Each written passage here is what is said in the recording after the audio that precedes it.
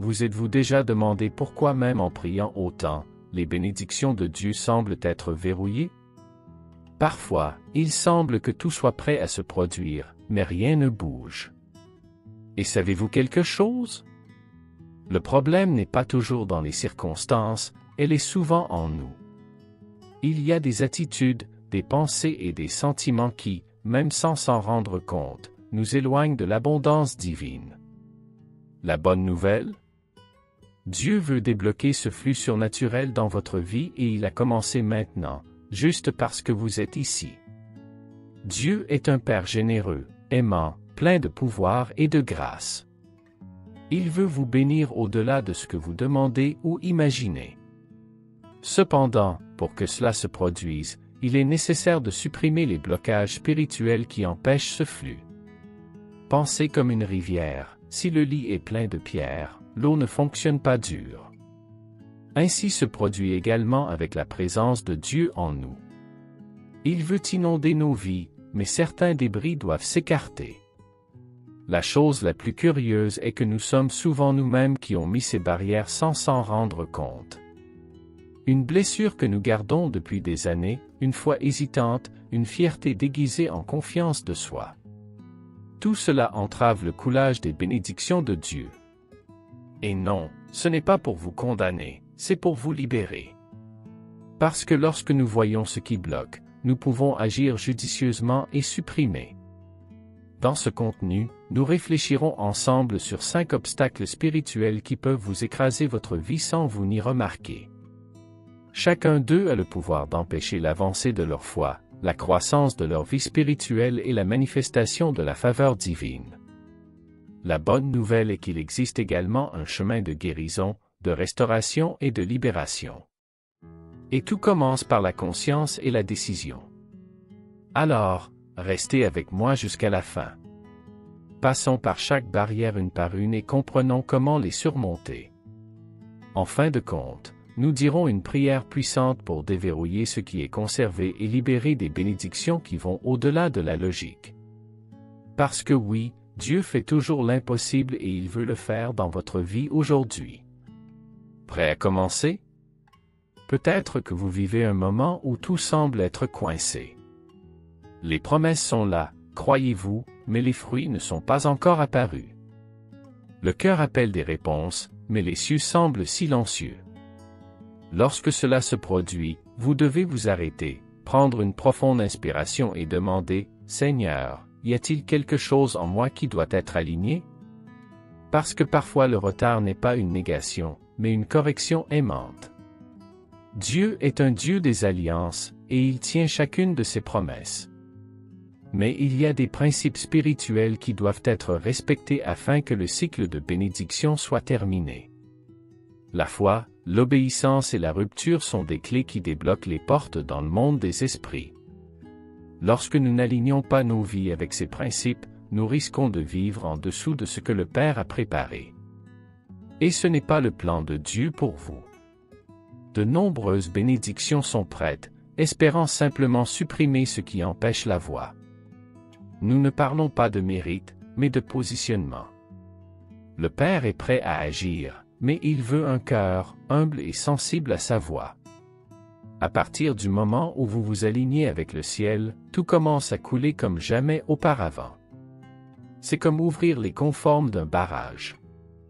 En ce moment, le Saint-Esprit peut vous montrer des zones qui doivent être touchées. Et c'est merveilleux.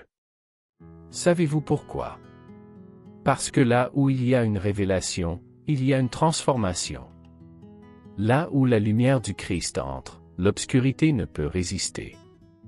Vous n'êtes pas seul dans ce voyage, Dieu est avec vous, guidant, enseignant et renforçant. Chaque pas vers la vérité attire un nouveau mouvement de Dieu.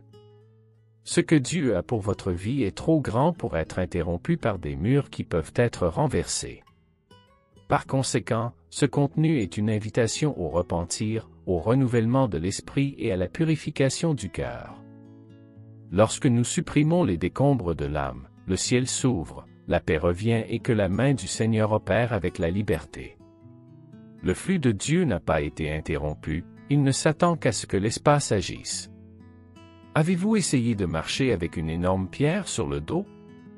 C'est plus ou moins comme nous vivons lorsque nous conservons le ressentiment. Le manque de pardon est l'un des plus grands obstacles spirituels qui bloquent les bénédictions de Dieu. Même lorsque nous prions pour la libération ou l'abondance divine, le cœur attaché au salaire passé le flux de la grâce de Dieu. Pardonner, c'est ne pas oublier ce qu'ils ont fait. Ils décident de ne plus être en otage à la douleur. Jésus était très clair dans Matthieu, chapitre 6 et verset 14, « Si nous voulons recevoir le pardon de Dieu, nous devons également pardonner. » Cela semble simple, mais parfois la blessure est si profonde que nous pensons « je ne peux pas ». Et c'est normal de le ressentir. Le problème est de s'habituer à ce sentiment et de le laisser faire partie de votre identité. La rancune durcit l'âme, ferme les portes spirituelles et nourrit la fierté.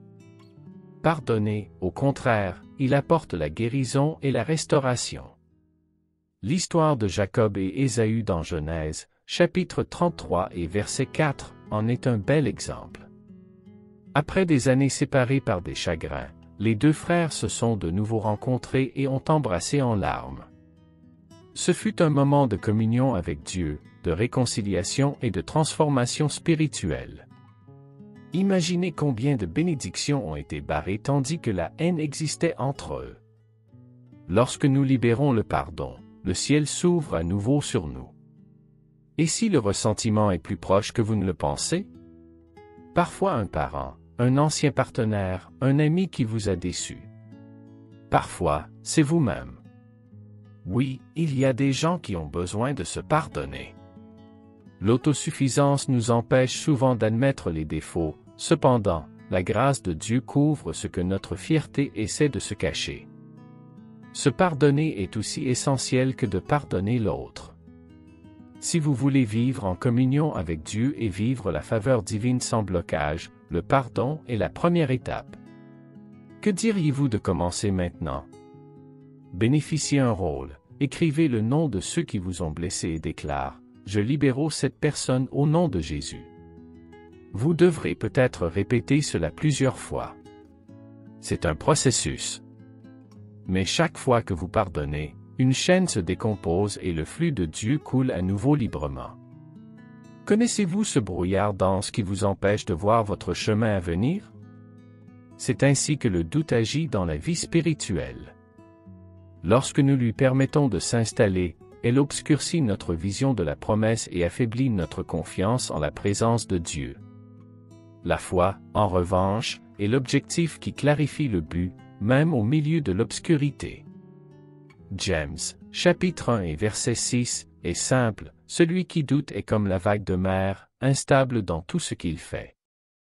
La foi, c'est pour croire, même lorsque tout ce qui autour en dit le contraire. C'est dire que cela se produira, même si cela ne voit pas comment. Hébreux, le chapitre 11 et le verset 1 nous rappellent, la foi est la certitude de ce qui est attendu et la conviction de ce qui n'est pas vu, c'est vivant comme si la bénédiction était déjà entre nos mains.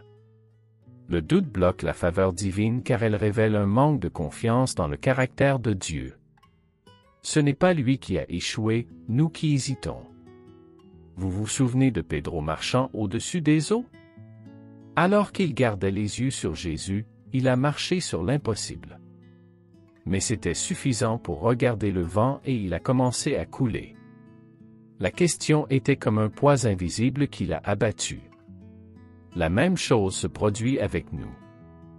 Lorsque nous prenons le centre de la promesse et nous résolvons dans le problème, nous n'accédons pas à l'abondance divine préparée pour nous.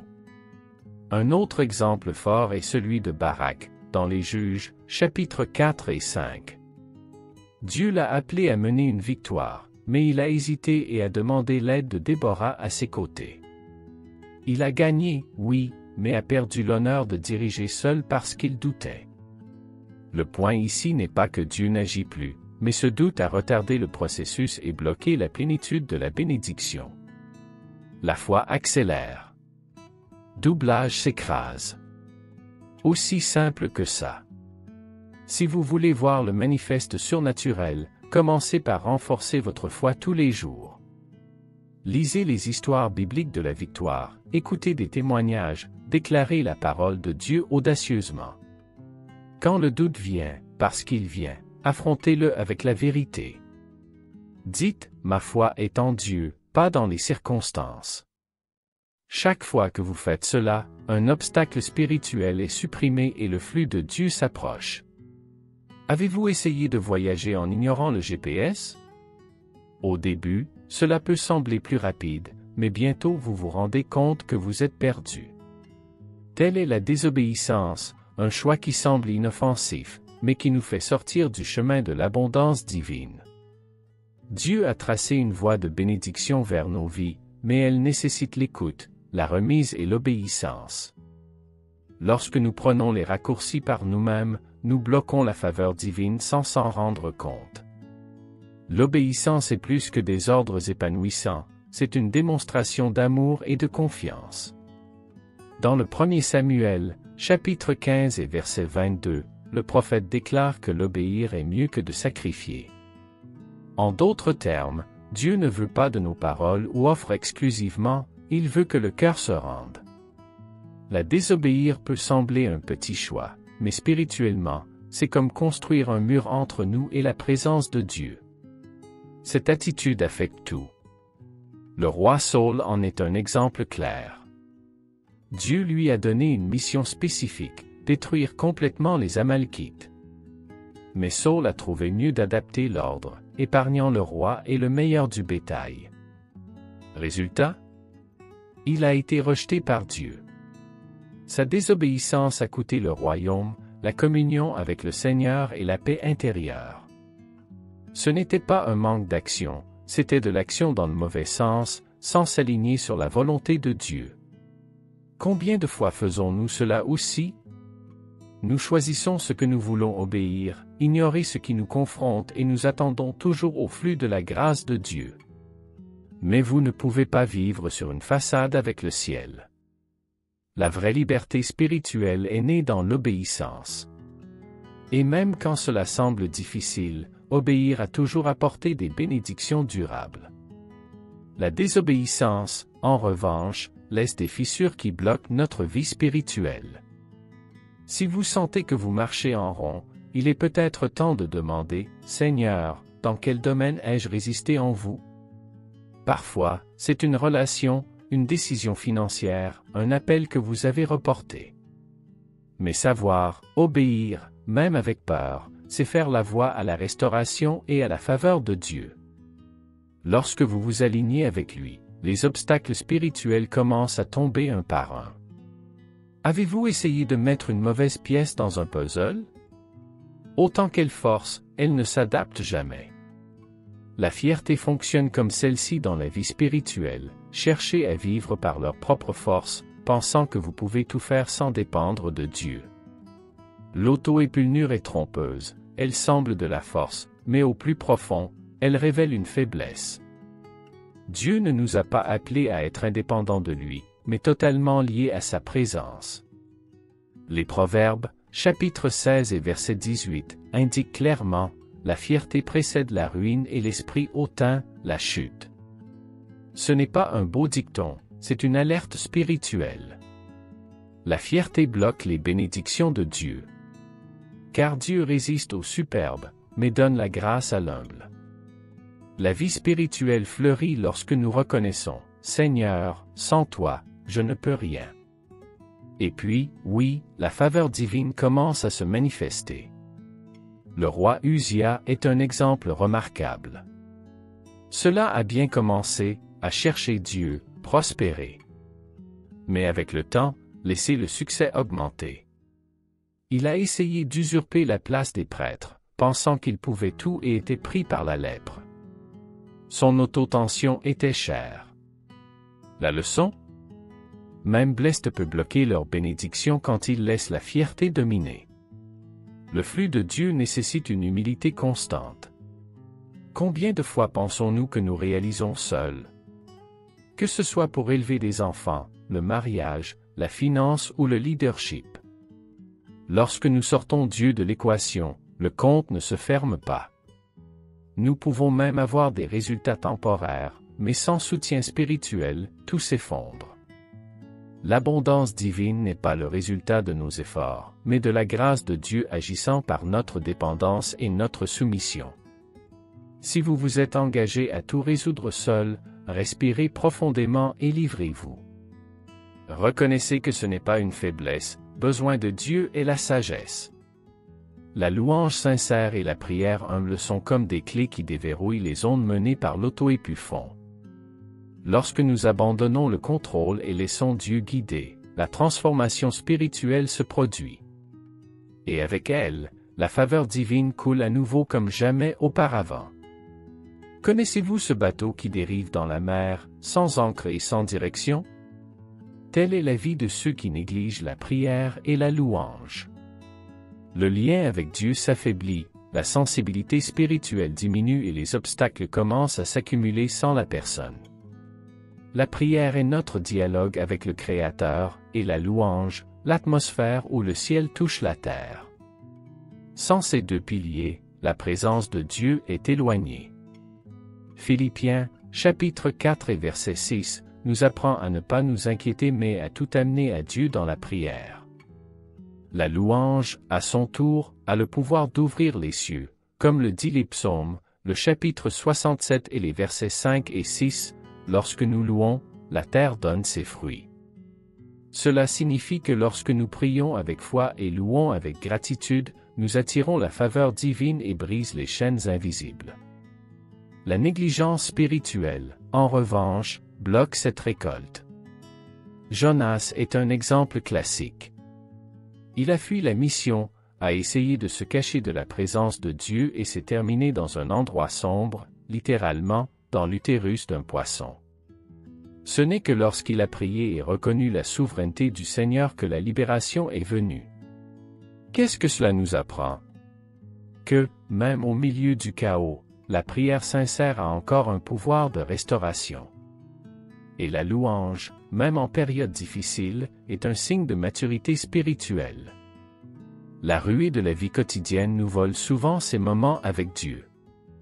Mais la prière ne doit pas être formelle ou longue, soyez simplement sincères. La louange ne chante pas exclusivement, il reconnaît qui est Dieu, même lorsque tout va mal. Lorsque nous en faisons un style de vie, les obstacles spirituels qui nous entourent commencent à s'effondrer. Et où avant il y avait le blocus, la grâce de Dieu et l'abondance coulent. Si vous sentez que vous êtes sec à l'intérieur, que tout semble attrapé, il est peut-être temps de revenir à ces deux fondations. Temps séparé pour prier, même 10 minutes par jour. Faites des éloges dans la voiture ou pendant le travail. Créez une atmosphère de communion avec Dieu. Le flux viendra, les bénédictions viendront, car là où il y a la prière et la louange, il y a la libération, la restauration et la transformation spirituelle. Le moment est venu de regarder à l'intérieur avec sincérité. Il ne sert à rien de reconnaître les obstacles, vous devez les affronter avec courage. Peut-être que vous avez resté blessé pendant des années, cultivé silencieux ou insisté pour que vous marchiez à votre guise. Mais aujourd'hui, Dieu vous appelle un nouveau départ. L'abondance divine est très proche de vous, mais parfois elle est bloquée par les attitudes qui doivent être repensées et ajustées. Prenez du temps encore aujourd'hui pour réfléchir, laquelle de ces barrières spirituelles s'est manifestée dans votre vie? Écrire. Soyez honnête avec vous-même. Ensuite, prenez chaque élément devant Dieu dans la prière. Libérez le pardon, bien que difficile, et de faire place à la guérison. Le renouvellement de la foi est de déclarer que vous croyez, même sans voir. Et obéir, même sans tout comprendre, est une étape de confiance en la faveur divine. Pratiquer l'humilité ne signifie pas se pencher, mais reconnaître que Dieu est la source de tout. Lorsque nous mettons notre fierté de côté et cherchons sa direction, le chemin s'ouvre. Faites la prière et la louange, une partie de votre routine, non pas comme une obligation, mais comme du plaisir. Créez des environnements spirituels dans votre maison. Abordez les gens qui nourrissent votre vie spirituelle. Éloignez-vous de ce qui vous a refroidi dans la foi. Chaque petite décision, alignée sur la volonté de Dieu, retire une brique du mur qui vous séparait des bénédictions. Ne vous attendez pas à se sentir comme agir par la foi. Le flux de la grâce de Dieu est prêt à entrer, mais vous devez déverrouiller la porte. Et la clé est entre vos mains. Qu'est-ce qui va changer à partir d'aujourd'hui? N'oubliez pas que vous n'êtes pas seul. Le ciel entier se déplace quand un cœur décide de s'aligner avec le Père. Nous prions. Seigneur, mon Dieu, en ce moment je me mets face à votre présence avec un cœur brisé. Je reconnais que c'était souvent moi qui a bloqué vos bénédictions avec de mauvaises attitudes, sentiments et décisions. Pardonnez-moi, Père, chaque fois que je gardais des doutes, j'agis avec fierté ou néglige la prière et la louange. Je déclare, au nom de Jésus, que chaque barrière spirituelle a été supprimée maintenant. Chaque racine du ressentiment, de l'incrédulité, de la désobéissance, de la fierté et de la froideur spirituelle a déjà été déchirée. Je prophétise la libération de ma vie, de ma maison et de ma famille. Que le flux de la grâce de Dieu inonde chaque zone où il y avait avant la stagnation. Que la faveur divine se manifeste par le pouvoir et la transformation. Intercédez maintenant pour chaque personne qui écoute et dit cette prière. Visitez les cœurs fatigués, les maisons en conflit, les rêves endormis. Que la restauration se produise fortement, peut aimer l'emporter, que la foi est renouvelée.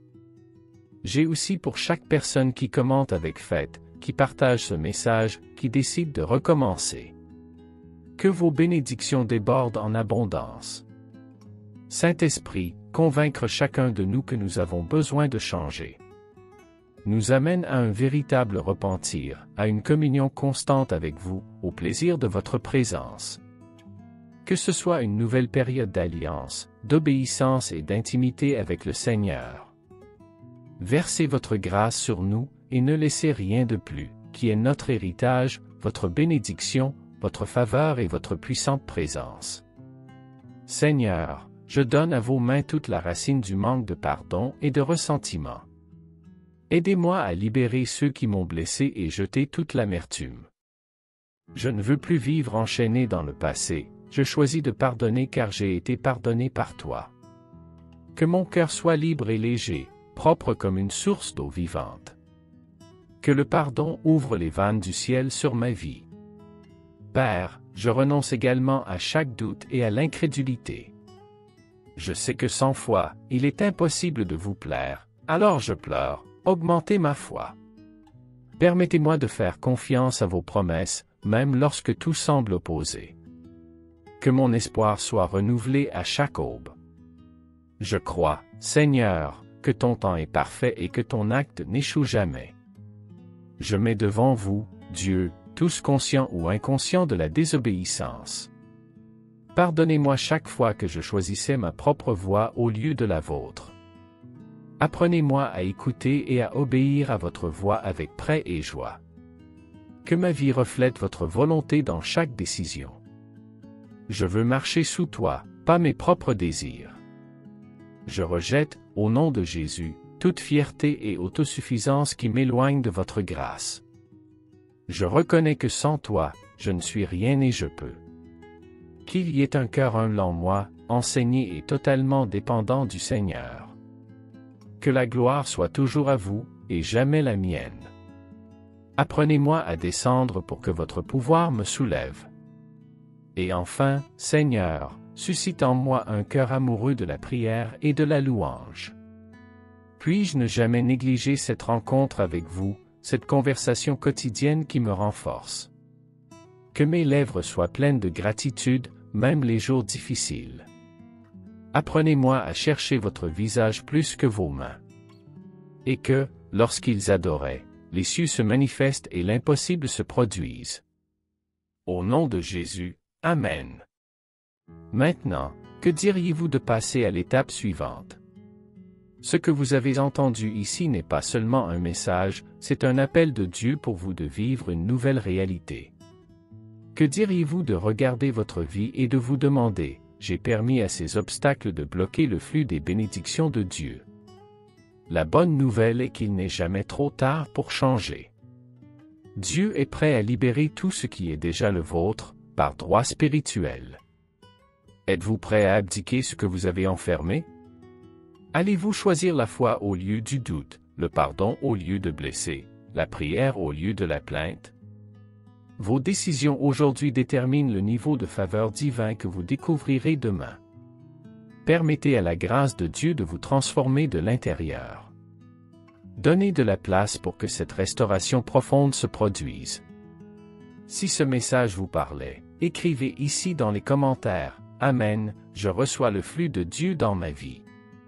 Profitez de l'occasion pour faire vos demandes de prière. Nous sommes ensemble sur cette promenade spirituelle. Partagez avec quelqu'un qui a besoin de supprimer les barrières spirituelles. Envoyez le groupe familial à des amis, soyez un canal de bénédiction. Et si vous n'avez pas encore abonné à la chaîne, faites-le maintenant et activez la cloche. Ensemble, nous diffuserons ce puissant mot de libération et de guérison. N'oubliez pas, vous avez eu la chance d'être une bénédiction. Ce que Dieu veut faire dans votre vie aura également un impact sur les autres. Alors n'abandonnez pas, ne vous arrêtez pas, ne vous installez pas. La transformation spirituelle est à votre portée et tout commence par un pas de foi. Dieu vous appelle aujourd'hui à vivre en communion avec lui, dans la liberté, dans la plénitude. Et sans plus de blocage. Dieu veut vous voir prospérer, plein de faveurs divines, vivant l'abondance qu'il a préparée. Que la grâce de Dieu et la présence du Saint-Esprit soient avec vous à chaque étape. Et bien sûr, abonnez-vous à la chaîne afin de ne perdre aucun message d'espoir, de libération et de transformation spirituelle. Jusqu'à la prochaine vidéo, et le flux de bénédictions divines est constant dans votre vie.